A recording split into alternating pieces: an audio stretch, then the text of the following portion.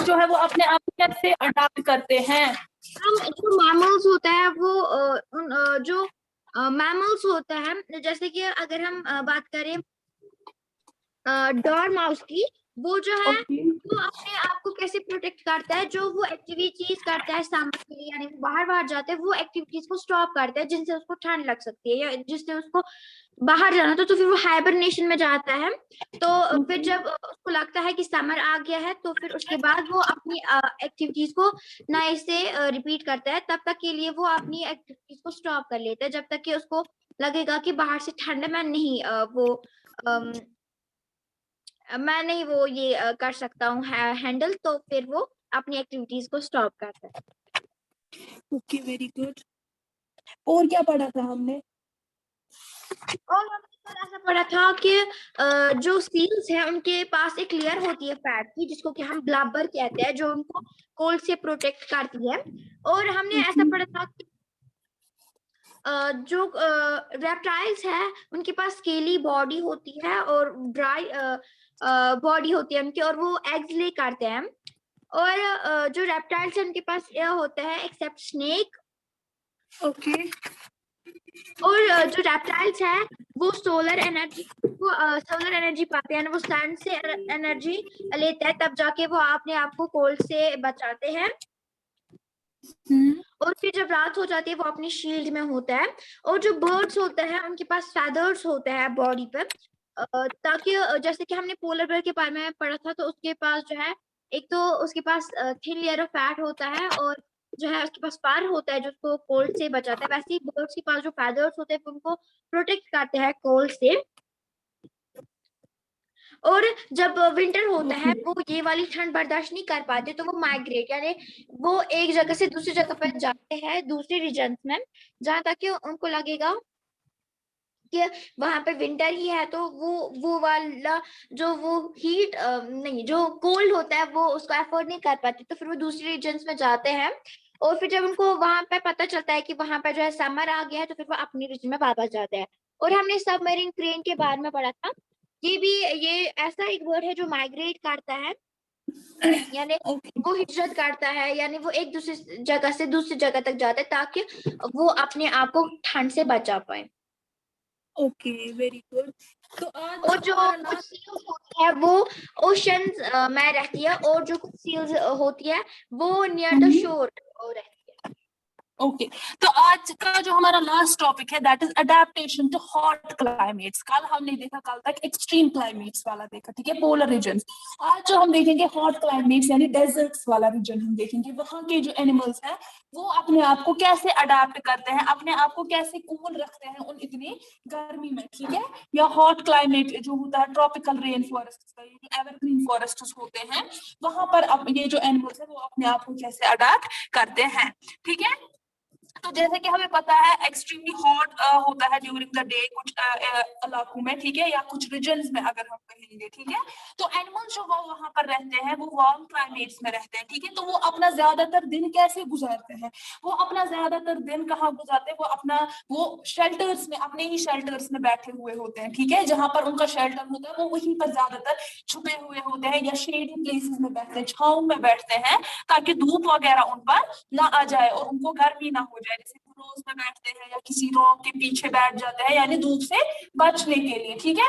तो वो जानवर जो है वो सिर्फ रात को बाहर निकलते हैं अपने खाने की तलाश में, यानी दिन में बहुत ज्यादा गर्मी होती है तो वो दिन में नहीं निकल पाते हैं वैसे, ठीक है।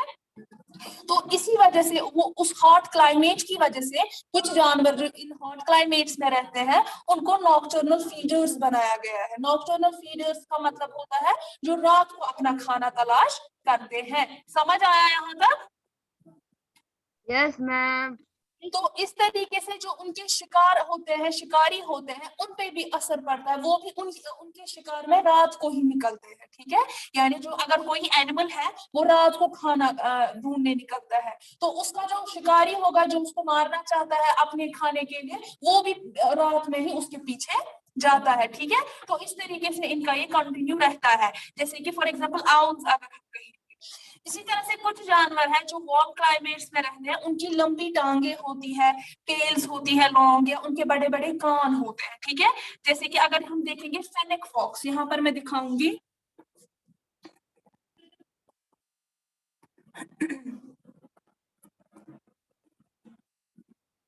ये है फेनिक फॉक्स, ठीक है। तो ये एक डेजर्ट एनिमल है और उसके लंबे लंबे कान दिखाई दे रहा है सबको।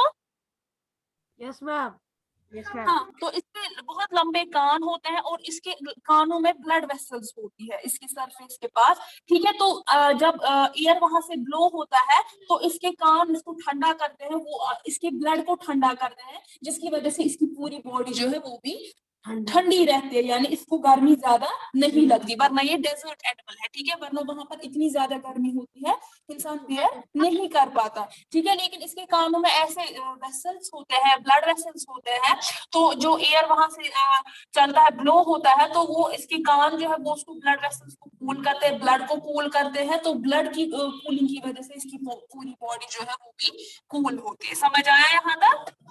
एनिमल का नाम क्या है? Fennec fox, FENNEC, fennec fox, ये एक डेजर्ट एनिमल, क्लियर। इसी तरह से कुछ जानवर ऐसे होते हैं वो स्वेट करते हैं, यानी उनमें पसीना बहुत ज्यादा आता है, वो अपनी बॉडीज को लिक करते हैं ताकि अपने आप को वो कूल रख सके, ठंडा रख सके, ठीक है। तो स्वेट और सलाइवा, ठीक है, वो उनको कूल करते हैं, कैसे? By evaporation. समझ आ रहा है? तो वो अपने आप को कैसे कूल रखते हैं? जब उनको पसीना आता है तो वो या तो वो लिक करते हैं अपनी बॉडी को, और इवेपोरेशन प्रोसेस के थ्रू उनकी बॉडी जो है वो कूल हो जाती है। अगर ये मेथड्स अगर हम देखेंगे, ये सूटेबल नहीं होते हैं कुछ जगहों पर जहां पर पानी की बहुत कमी होती है, ठीक है। तो जैसे कि हम डेजर्ट्स की बात करेंगे, ठीक है, तो वहां पर क्या करते हैं, वहां पर ये एडेप्टेशन क्या करते हैं, वाटर लॉस में चेंज हो सकता है वहां पर, ठीक है। तो कुछ जानवर जो है वो ऐसे ही क्विकली ब्रीथ करते हैं, लीक करते हैं अपनी बॉडीज को, या स्वेट आता है उनको, तो इवेपोरेशन के प्रोसेस से वो फिर क्या हो जाता है, वहां पर हीट लॉस हो जाता है इनकी बॉडी का। यहाँ तक समझ आया? Yes ma'am, yes ma'am. इसी तरह से अगर हम केमल के बारे में देखेंगे, camel is also a desert animal, ठीक है। वो भी वेल अडेप्टेड होता है इन डेजर्ट कंडीशंस में, यानी उसका मतलब वो सिस्टम ही वैसा बना है कि वो वहां पर रह सकता है, ठीक है। तो उसके अगर हम देखेंगे थिक पैडेड फीट, आप लोगों ने 6th में भी पढ़ा होगा, इंग्लिश में एक चैप्टर था बैक्ट्रियन केमल, ठीक है, पढ़ा था ना उसके बारे में, ठीक है। आप लोगों ने वहां पर उसका डिस्क्रिप्शन वगैरह भी पढ़ा होगा। तो यहाँ पर भी ये कहता है कि अगर हम देखेंगे केमल जो है उसमें थिक पैडेड फीट होते हैं, ठीक है। तो जब वो सैंड पे चलता है उससे, क्योंकि रेत होती है बहुत ज्यादा वहां, तो पैडेड फीट की वजह से क्या होता है, वो उसके जो पैर है वो मतलब सिंक नहीं कर पाते, वो अंदर नहीं जाते, सैंड के नीचे नहीं जाते हैं, ठीक है, दब नहीं जाते। और उसकी लॉन्ग लेग्स होती है, ठीक है। उसकी लंबी टांगे क्यों होती है? ताकि वो जो गर्म रेत होती है, क्योंकि सैंड है वहां पर, वो गर्म हुई होगी टेम्परेचर की वजह से, तो जब उसकी टांगे लंबी होती है तो वो टांगे उस गर्म रेत से दूर रहती है, यानी उस टेम्परेचर से दूर रहती है, ठीक है। तो अल्लाह ताला ने उसको इसी तरीके से बनाया है ताकि उसकी जो बॉडी है वो इस गर्म रेत से दूर रह सके, यानी जितना वो ऊपर होगा, जितनी उसकी लंबी टांगे होंगी, उसकी बॉडी उतनी ऊपर रहेगी और वो सैंड के टेम्परेचर को टच नहीं कर सकता, ठीक है।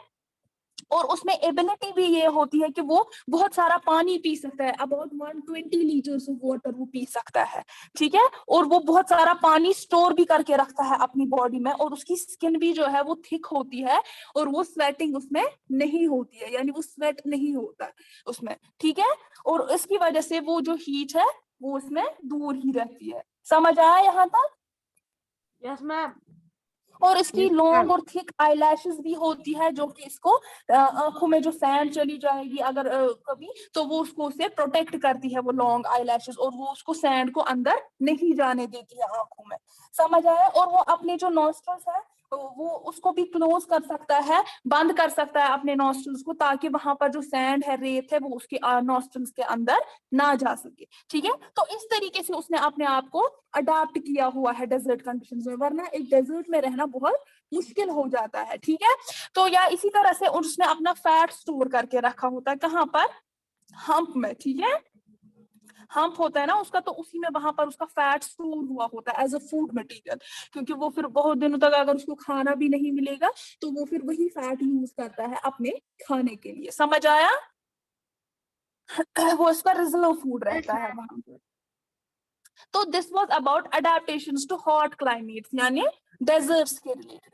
अब यहाँ पर हम देखेंगे adaptations to hot and wet climate, जैसे कि ट्रॉपिकल रेन फॉरेस्ट है जिनको हम एवरग्रीन फॉरेस्ट कहते हैं। वहां पर जो जानवर होते हैं वो अपने आप को कैसे अडेप्ट करते हैं, ठीक है।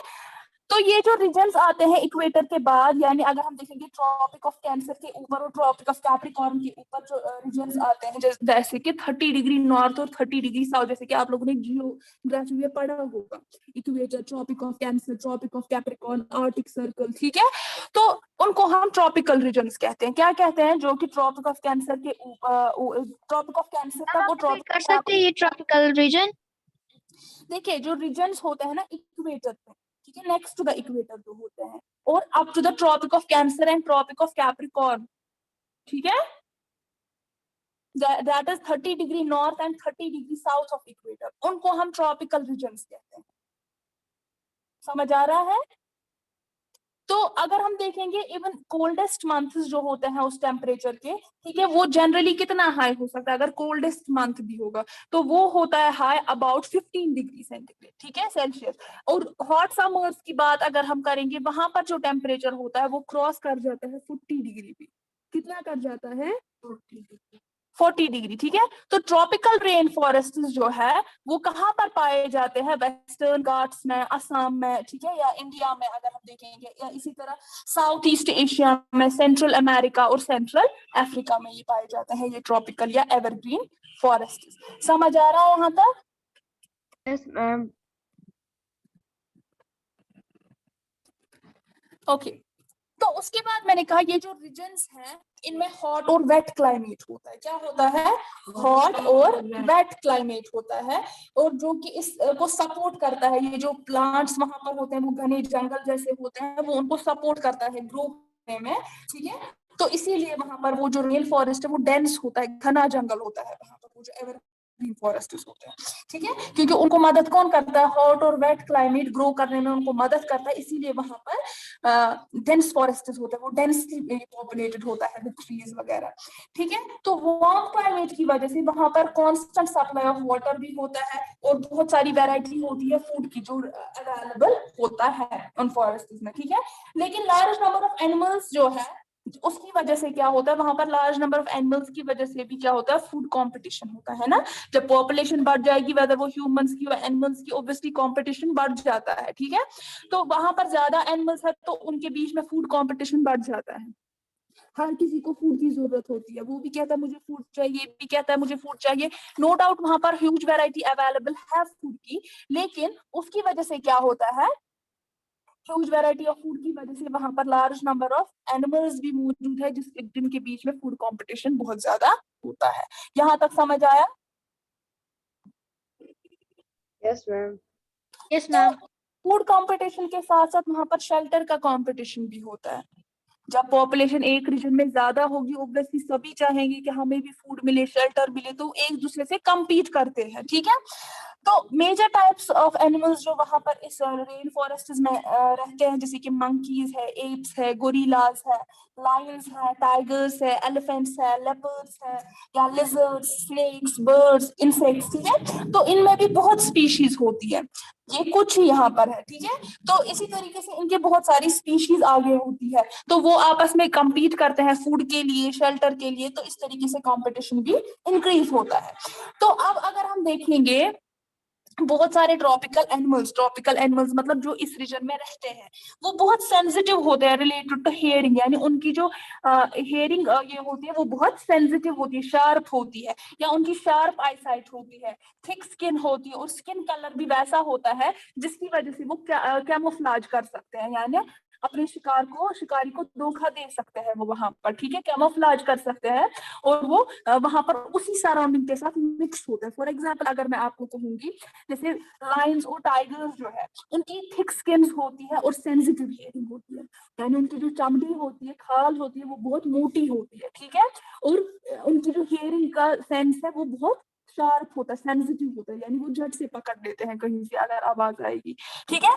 या कुछ एनिमल्स ऐसे होते हैं उनका कलर जो होता है, स्किन का कलर, वो सराउंडिंग से मैच कर जाता है, तो वहां पर दिखाई नहीं देता ये जानवर है कि ये कोई ट्री है या जमीन है, क्या है, तो वो वहां पर कैमोफ्लेज कर लेते हैं, वहां उसके साथ वो ब्लेंड हो जाते हैं, मिक्सअप हो जाते हैं उसी के साथ, ऐसा लगता ही नहीं है कि वहां पर कोई जानवर मौजूद है, ठीक है। यहाँ तक समझ आया? Yes ma'am. और कुछ जानवर ऐसे होते हैं उन्होंने अपने आप को अडाप्ट कर लिया है इस तरीके से कि वो ट्रीज पर ही रहते हैं, ठीक है। दे लिव ऑन ट्रीज, और वो हार्डली नीचे आ जाते हैं, यानी वो ज्यादातर ट्रीज पे ही रहते हैं और कभी कभार नीचे आ जाते हैं, ठीक है। और वो अपना फूड, शेल्टर, जो भी उनकी हाइडिंग प्लेस है, वो कहाँ से मिलता है उनको? अपने प्रेडेटर्स से, ठीक है, अपने शिकारियों से, ठीक है, जहां से वो ट्रीज से ही हासिल कर लेते हैं, यानी वो कभी कभार नीचे उतरते हैं, अदरवाइज वो वहां ट्रीज पर ही बैठे होते हैं, तो उन्होंने अपने आप को वैसे ही अडाप्ट कर लिया है, ठीक है। तो अगर हम मंकीज का देखेंगे, मंकी जो है वो एक ट्री से दूसरे ट्री तक जाता है, वो अपनी वो स्ट्रॉन्ग आर्म मसल यूज करता है, ठीक है, और उसको लॉन्ग मस्कुलर टेल भी होती है पीछे से, जिसकी वजह से वो अपसाइड उल्टा लटक सकता है ट्री पर, ठीक है, वो हैंग हो सकता है, हैंगिंग कर सकता है upside down due to that muscular tail. यहाँ तक समझ आया? तो मंकी जो है उसने अपने आप को वैसे ही अडॉप्ट कर लिया है, समझ आ रहा है? कंफ्यूजन तो नहीं हो Yes, रहा? ma'am. Ma'am okay. या इसी तरह से अगर हम देखेंगे, रेड आइड ट्री फ्रॉग होता है, ठीक है। रेड आइड ट्री फ्रॉग जो है वो भी ट्रीज पे रहता है और उसके स्टिकी पैड्स होते हैं, ठीक है, जो उसको मदद देते हैं ट्रीज को क्लाइंब करने में, वरना वो गिर जाएगा, यानी जब उसके पैर ट्रीज के साथ चिपक जाते हैं तो वो एक एक स्टेप आगे चलता है वैसे ही, ठीक है, तो इस तरीके से वो ट्री में क्लाइंब कर सकता है, अदरवाइज वो नीचे गिर सकता था। या इसी तरह से लाइन टेल्ड मकाओ, यहाँ पर मैं आपको दिखाती हूँ।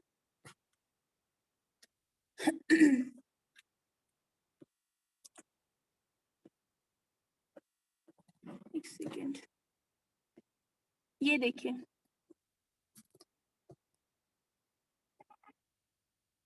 लॉइन टेल्ड मैक्यू जो है इसको हम बियर्ड ऐप भी कहते हैं, क्या कहते हैं? बियर्ड ऐप भी कहते हैं हम इसको। और ये कहाँ पर रहता है? ये रेन फॉरेस्ट में रहता है, जो वेस्टर्न घाट्स के रेन फॉरेस्ट है वहां पर रहता है, ट्रॉपिकल रेन फॉरेस्ट में। और इसका अगर हम देखेंगे, इसका आउटस्टैंडिंग फीचर ये है कि आप देखो इसको सिल्वर व्हाइट मेन होता है, यहाँ पर मेन किसको कहते हैं?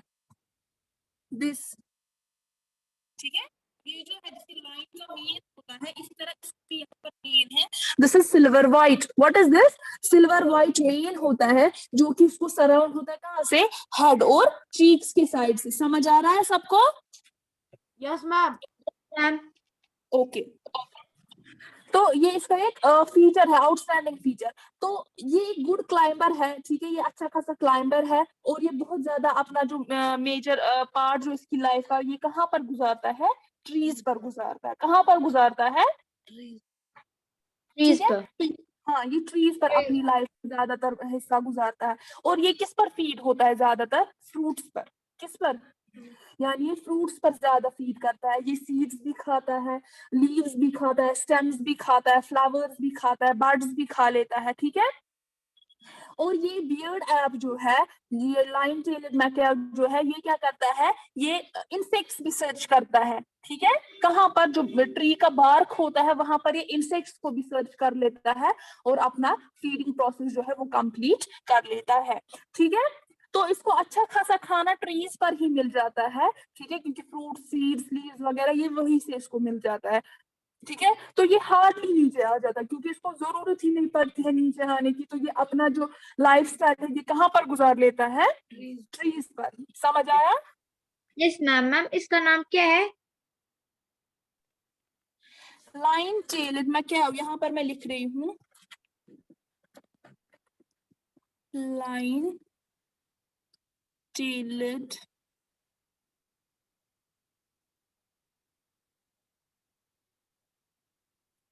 ठीक है। इसी तरह कुछ जानवर है टोकन, ठीक है। तो उन्होंने सीखा हुआ होता है कि कैसे खाना खाता है जो कि दूसरे जानवर नहीं खा पाते हैं, ठीक है। यानी वो वैसा खाना खाता है जो शायद बाकी जानवर नहीं खा सकते हैं, ठीक है। तो टोकन जो होते हैं उनकी लार्ज बीक होती है, यहाँ पर आप देख सकते हैं, मैं दिखाऊंगी आपको।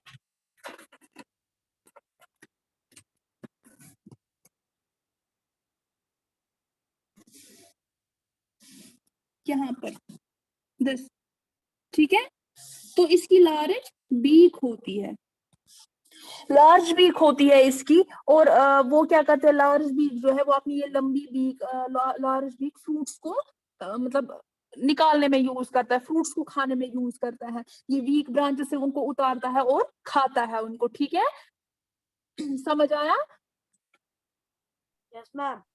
Yes ma'am. तो कुछ इंसेक्ट्स जो है वो भी कैमोफ्लेज एग्जिबिट करते हैं ताकि अपने आप को शिकार होने से बचाए, जैसे कि लीफ इंसेक्ट है या स्टिक इंसेक्ट, कुछ ऐसे जानवर है जो क्या करते हैं, वो कैमोफ्लेज दिखाते हैं, यानी वो सराउंडिंग के साथ ही ब्लेंड होते हैं, वो सराउंडिंग के साथ ही मिक्स हो जाते हैं ताकि उनको कोई शिकार न कर सके। यानी एक छुपने का प्रोसेस वो करते हैं कि शायद उनको शिकारी ना पहचान सके और वो शिकार होने से बच जाए, ठीक है।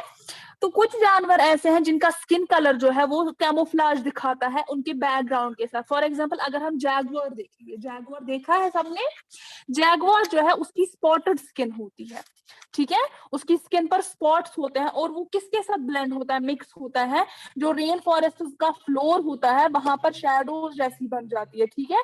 तो वहां पर जो जैगुआर है वो भी वहां पर ब्लेंड होता है, मिक्स होता है वहीं के साथ। ऐसा लगता है कि ये फिर मुश्किल हो जाता है इसको ढूंढना, क्योंकि ये दिखाई नहीं देता, क्योंकि वो जो सराउंडिंग्स वहां की होती है और जैगुआर का जो बॉडी स्ट्रक्चर है, स्किन जो कलर वगैरह स्पॉटेड स्किन है, वो दोनों मिक्स होते हैं। तो ऐसे मुश्किल हो जाता है जैगुआर को वहां पर ढूंढना। यहाँ तक समझ आया? तो इस तरीके से ये इसको हंट करने में भी मदद करता है, यानी ये किसी का शिकार कर सकता है और इसका जो कोई शिकार करे वो उसको मुश्किल लगता है, ठीक है। यानी अगर कोई इसके पास जो जिसको इसको हंट करना है वो उसके सामने होगा, उसको नहीं दिखाई देगा, वो बचने की कोशिश ही नहीं करेगा क्योंकि उसको दिखाई नहीं दिया। तो ये उसको हंट कर सकता है और अपने लिए यूज कर सकता है, खा सकता है, ठीक है। समझ आया? यहाँ तक क्लियर सबको? Yes, ma'am. ओके। तो एलिफेंट जो है, इसी तरह एलिफेंट भी वेल अडेप्टेड है रेन फॉरेस्ट में, यानी एलिफेंट जो है वो भी रेन फॉरेस्ट में पाया जाता है और उसको स्ट्रॉन्ग सेंस ऑफ स्मेल होती है। क्या होती है? स्ट्रॉन्ग सेंस ऑफ स्मेल, यानी जो स्मेल उसको जल्दी जल्दी आती है, वो सेंसिटिव है स्मेल के रिलेटेड। क्यों? क्योंकि वो अपनी लॉन्ग ट्रंक यूज करता है, किसके लिए? नोज का, वो जो एज अ नोज वो यूज करता है अपना वो लॉन्ग ट्रंक, और जिसकी वजह से उसको क्या होता है, वो स्मेल जल्दी कर पाता है, ठीक है। और वो जो उसका ट्रंक होता है वो किसके लिए वो यूज करता है? फ्रूट्स लीव्स को पुल करने के लिए भी, यानी वो उसको उसी से खींचता है, ठीक है। देखा होगा आपने एलिफेंट कैसे खींचता है, ठीक है, पुल करता है। और वो जो उसके टस्क्स होते हैं क्या करता है, टस्क से वो जो बार्क होता है ट्रीज का, वो ब्राउन कलर का, वो उससे वही क्या करता है, टीयर डाउन करता है, कट करता है उस बार्क को। ट्री के जो बार्क होते हैं अपने टस्क से वो उसको बार्क नहीं करता, बार्क को कट करता है, टीयर डाउन करता है, किससे? टस्क से करता है, जो उसके टस्क वो वाइट होते हैं उससे वो कट करता है उन बार्क्स को, ठीक है। और उसके बाद वो खाता है वो। और उसके लंबे लंबे कान भी होते हैं, ठीक है। इवन वो अब जो सॉफ्ट साउंड्स होते हैं, मतलब वो थोड़ी सी आहट भी अगर होगी वो सुन लेगा, ठीक है, क्योंकि वो बहुत सेंसिटिव है रिलेटेड टू साउंड्स, यानी वो क्योंकि उसके बहुत लंबे कान होते हैं, ठीक है। और ये अपने आप को कूल भी करता है, कैसे? ठीक है, वो अपने आप को कूल भी उनसे करता है हॉट और ह्यूमिड क्लाइमेट्स में। यहाँ तक समझ आया? समझ Yes, आया ma'am. यहाँ तक? तो this was all about climatic adaptations of desert region और ट्रॉपिकल रेन फॉरेस्ट, ठीक है। तो इसके साथ आप लोगों का ये जो चैप्टर है ये कंप्लीट होता है। यहाँ तक क्लियर हो गया सबको? Yes, ma'am. Yes, ma'am. अब जो मैंने इसमें क्वेश्चंस बोले थे कल करने के लिए, आई होप सबने किए होंगे वो। अब जो इसके बाद वाले क्वेश्चंस रहते हैं हम वो इंशाल्लाह कल डिस्कस करेंगे यहीं पर, फिर आप लोग खुद से वो करेंगे, ठीक है, रफ नोटबुक Okay, पर, ma'am. ठीक है। तो वो हम रफ नोटबुक में आपकी Okay, चेक ma'am. करूंगी फिर, तो वो हम इंशाल्लाह कल डिस्कस करेंगे, लेकिन वो आपको खुद से करने में आपको नहीं दिखाऊंगी वो। क्लियर? ma'am. Okay, ma'am. किसी को कोई कंफ्यूजन तो नहीं है? यहाँ तक सबको समझ आया? Yes, ma'am. ओके, चलिए, अल्लाह हाफिज। Allah Hafiz, ma'am. मैम